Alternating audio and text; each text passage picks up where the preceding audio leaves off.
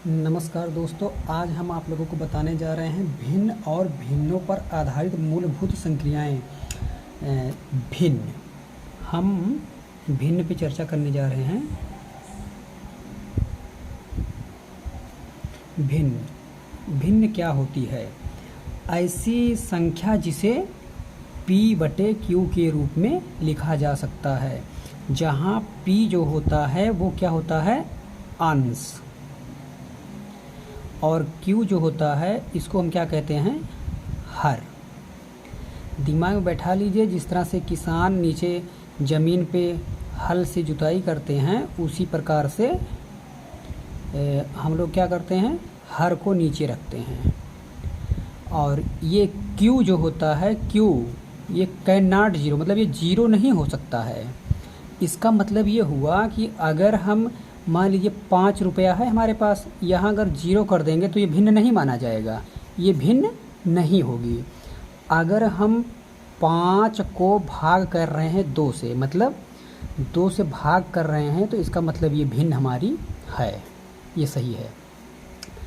अगर हम भिन्न में क्या करते हैं कि अगर 5 भागे अगर हम जीरो करेंगे तो इसका जो आंसर आता है वो इनफाइनाइट आता है। इसका मतलब ये हुआ अनंत।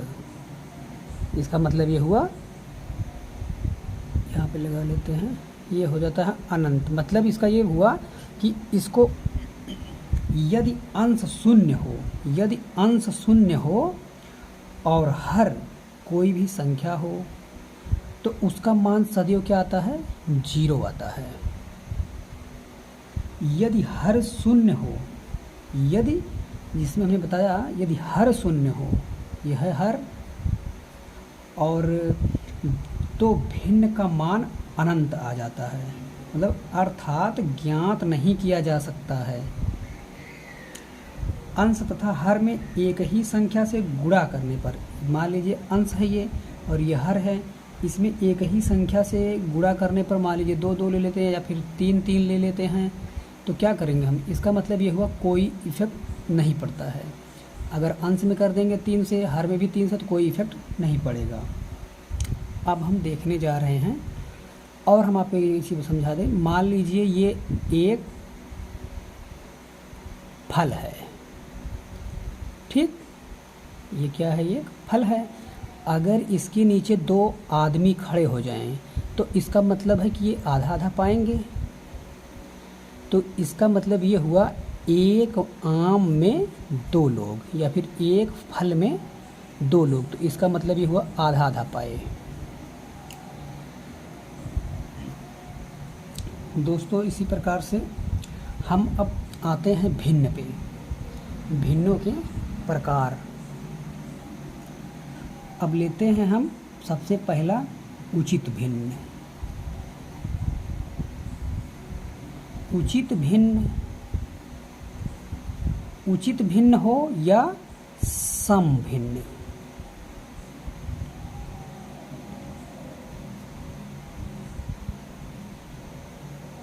उचित भिन्न या सम भिन्न, तो इसका मतलब ये हुआ, उचित भिन्न उसको कहेंगे जब मतलब कि इसका मतलब ये हुआ जब रुपया कम हो, आदमी नीचे ज़्यादा हो। मान लीजिए यहाँ 7 रुपया है तो यहाँ 9 लोग हैं। मतलब ये जो ऊपर का जो धन है, इसको आप धन समझ लीजिए, पैसा है, और नीचे वाले क्या है? आदमी खड़े हैं। तो ये जब ऊपर पैसा कम रहेगा और नीचे आदमी ज़्यादा रहेंगे, तो ये क्या होती है? उचित भिन्न है, मतलब सम भिन्न है। अब बात आती है अनुचित भिन्न पे।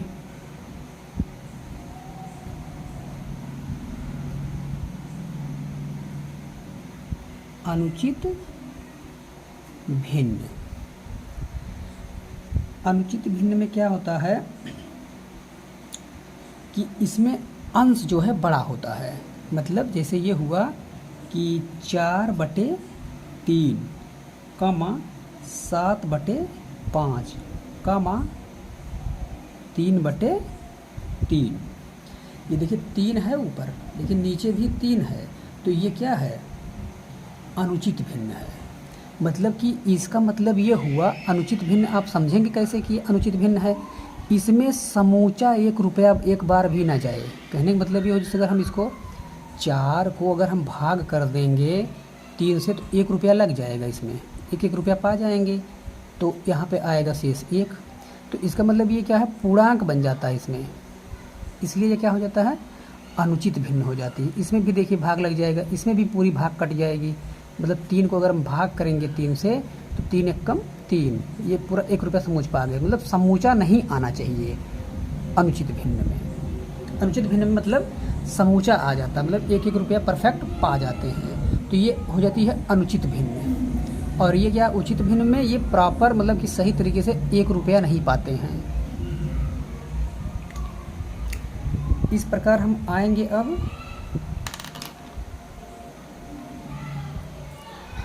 समान भिन्न। कहाँ पे, समान भिन्न।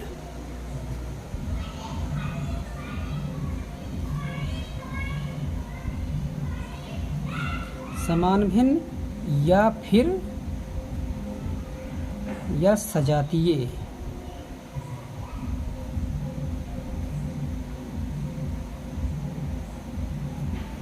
सजातीय भिन्न, ये दोनों क्या होता है कि एक ही तरह के होते हैं। समान भिन्न में या फिर सजातीय भिन्न में क्या होता है, जैसे 1/5 कामा 2/5 कामा 3/5, ये एक ही जाति के हैं। कहने मतलब नीचे जो हर होता है उसमें सब एक जैसे होते हैं, समान होते हैं। ये क्या होता है, समान होते हैं। हर जो होता है वो समान होता है। इसी को हम समान भिन्न कहते हैं, इसी को हम सजातीय भिन्न कहते हैं। अब बात आती है असमान भिन्न। असमान भिन्न,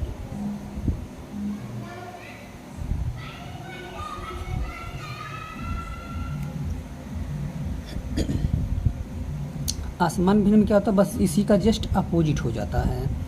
मतलब कि कुछ भी हो सकता है, 1/3 कामा 2/4 कामा 3/7 कामा, इस तरह से। मतलब ये समान नहीं होता है, हर जो होता है वो समान नहीं होता है।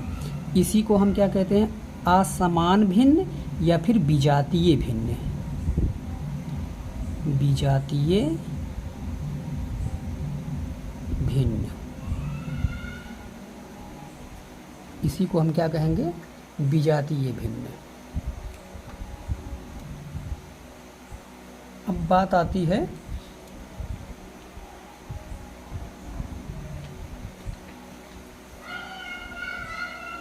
मिश्र भिन्न।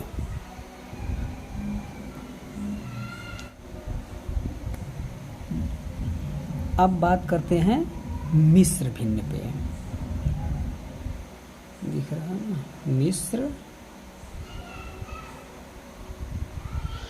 भिन्न। मिश्र भिन्न में क्या होता है, इसी भिन्न में जो होता है, इसी भिन्न को मिश्र भिन्न या संयुक्त भिन्न भी कहते हैं, या संयुक्त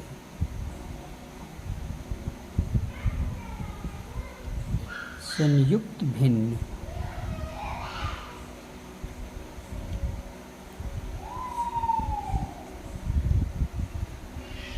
अब ध्यान देंगे, संयुक्त भिन्न में क्या होता है, इसी को हम मिक्स्ड फ्रैक्शन कहते हैं। मिक्स्ड फ्रैक्शन, जैसे 3 सही 2/3 कामा 5 सही 6/7 कामा 2 सही 3/7।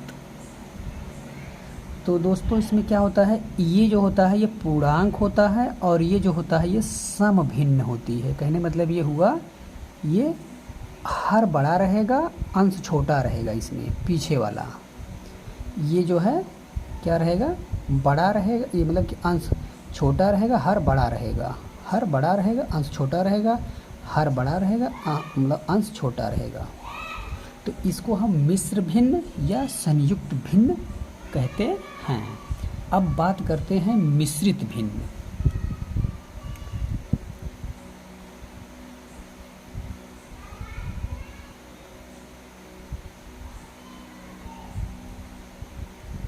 मिश्रित भिन्न। अब बात करते हैं हम मिश्रित भिन्न पे। मिश्रित भिन्न में क्या होता है दोस्तों, इसमें ध्यान से आप लोग समझने की कोशिश करिए। इसमें क्या होता है, जैसे भिन्न का बटे में भिन्न रहता है, जैसे 1/2 बड़ा वाला भिन्न, फिर क्या हो जाएगा 3/4। इसको हम क्या कहते हैं, मिश्रित भिन्न। मतलब भिन्न को मिश्रित कर दिया जाए, मतलब भिन्न को मिला दिया गया है, तो भिन्न बटे भिन्न कर दिया गया, तो इसलिए इसको हम क्या कहते हैं, मिश्रित भिन्न कहते हैं। इसका और कोई नाम नहीं है। जिसको हम क्या कहते हैं, इसको हम कहेंगे मिक्स्ड फ्रैक्शन, और इसको हम कहेंगे कॉम्प्लेक्स फ्रैक्शन। मिश्रित भिन्न को हम क्या कहेंगे, कॉम्प्लेक्स फ्रैक्शन। देखिए ये कैसे होता है, हल कैसे हुई होता है, इसको आप देखिए दूसरे हाथ से, इसको जैसे ऐसे है नीचे वाला 2 उंगली, बस इसको ऊपर ऐसे पलट देना है, तो क्या हो जाएगा, जैसे इसको अगर हम हल करना चाहें तो 1/2 गुणे ये जो है 4 ऊपर चला जाएगा, मतलब कि 4/3 हो जाए, मतलब नीचे वाली भिन्न जो है ऐसे ये पलट जाएगी, बगल में गुणा का निशान लग जाएगा और ये पलट जाएगी। दोस्तों इसमें और ध्यान दीजिए एक बात, मान लीजिए 1/2 है, नीचे क्या है मतलब कि इसका बटे में भी 5 है, तो अब क्या करेंगे, इसको हम मान लेते हैं /1। मतलब 1 मानने से कोई इफेक्ट नहीं पड़ता, कहने मतलब अगर 5 रुपया यहाँ पे है, अगर एक आदमी खड़ा तो 5 ही रुपया तो पाएगा, तो इसका मतलब 1 लेने का मतलब कुछ नहीं होता है, बस ये आपको आसानी होगी पलटने में। ये उठाओ ऐसे ऐसे पलट दो, जैसे इसको हमने पलटा था, तो क्या हो जाएगा इसमें 1/2 गुणे 1/5, ये इस तरह से हल होता है।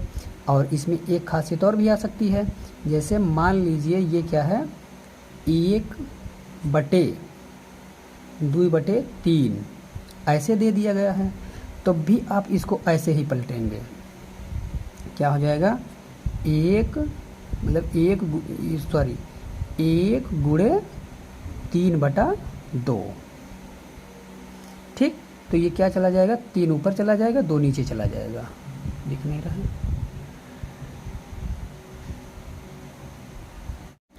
दोस्तों अब हम बात करते हैं इकाई भिन्न क्या होती है।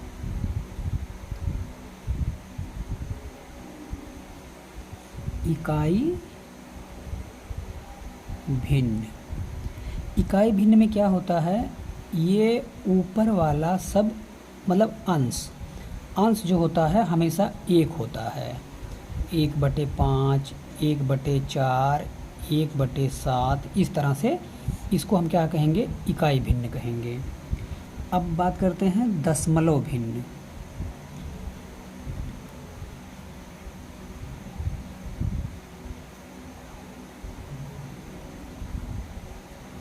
दशमलव भिन्न में क्या होता है, इसमें जो होता है दोस्तों 1/, अगर ये 10 है तो ये मतलब कि नीचे वाला जो हर होता है इसमें 10 का गुणज रहता है, इसलिए इसका नाम ही 10 है। 10 से दशमलव बना है, तो 10 के गुणज में रहेगा, जैसे मान लीजिए 2 हो गया 100, ये हो गया 3/1000, या फिर ये मान लीजिए 7 है, या फिर इसको मान लीजिए 5 है, कुछ भी मान लीजिए। तो इस तरह से ये कोई ऊपर वाली संख्या कुछ भी हो, लेकिन नीचे जो है दशमलव के मतलब कि 10 के गुणज में होना चाहिए। ये 10 के गुणज में 1000 हो गया, या फिर ये बन जाएगा 10,000 बन जाएगा, इस तरह से ये बनता है दशमलव भिन्न। अब बात करते हैं व्युत्क्रम भिन्न क्या है।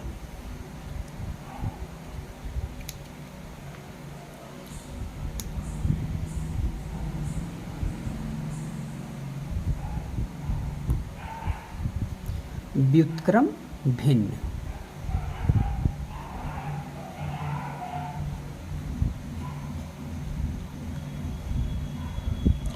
इसमें क्या होता है दोस्तों, मान लीजिए ये 5/2 है, तो इसका हम व्युत्क्रम क्या करेंगे, इसका व्युत्क्रम हमारा क्या हो जाएगा, ये 2 ऊपर चला जाएगा और 5 नीचे हो जाएगा, कहने मतलब ये 2/5 हो जाएगा व्युत्क्रम भिन्न। या फिर मान लीजिए अब 2/7 है, तो क्या हो जाएगा, ये ऊपर चला जाएगा, ये नीचे चला जाएगा, कहने मतलब ये होगा ये ऊपर जाके 7/2 हो जाएगा। इसको हम व्युत्क्रम भिन्न कहते हैं, व्युत्क्रम भिन्न।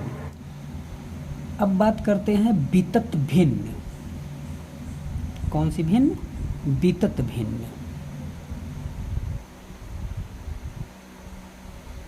दोस्तों वितत भिन्न, इसका नाम है वितत भिन्न, या फिर इसको आप बोल सकते हैं सतत भिन्न,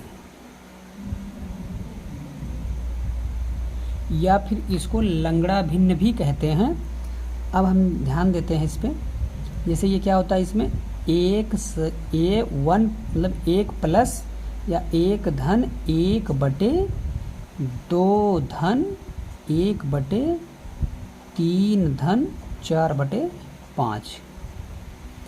इस तरह से ये भिन्न लंगड़ा भिन्न बोल सकते हैं, सतत भिन्न बोल सकते हैं, वितत भिन्न बोल सकते हैं। इस तरह से ये भिन्न होता है। अब बात करते हैं हम तुल्य भिन्न की। कौन सी भिन्न? तुल्य भिन्न।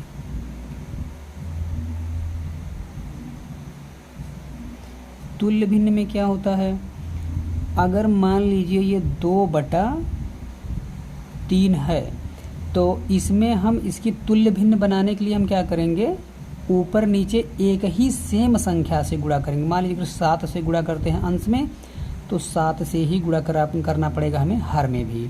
तो क्या बनेगा इसका सतत भिन्न में, 7 दूनाई 14, 7 तिरिक 21।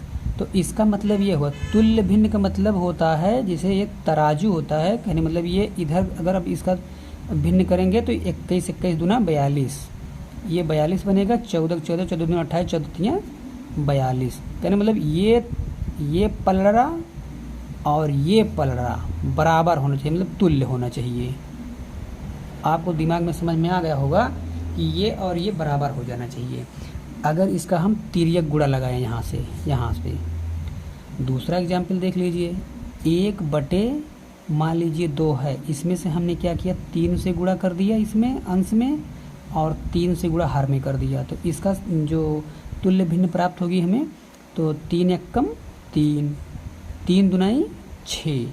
अब अगर हम इसको तिर्यक गुणा कर देंगे, बीच का निशान में अगर बराबर का निशान है, इक्वल का निशान है, तो क्या 6 एकम 6, इधर आ गया 6। अब फिर 2 तिहाई 6 बराबर इधर आ गया 6। तो कहने का मतलब ये पलड़ा और ये दोनों तराजू की तरह बराबर, इसलिए इसका तुल्य भिन्न है। तौल इसकी बराबर होनी चाहिए, तो इसको हम क्या कहेंगे, तुल्य भिन्न। इसी के एकदम जस्ट क्या है, इसी का समझ लीजिए आप नाम एक और है, क्या है उसका नाम, समतुल्य भिन्न।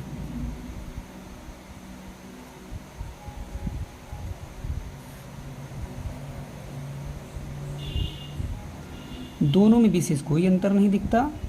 क्या करेंगे आप, 2/3 है, इसमें करेंगे आप 3 से गुणा, इसमें भी कर देंगे आप 3 से गुणा।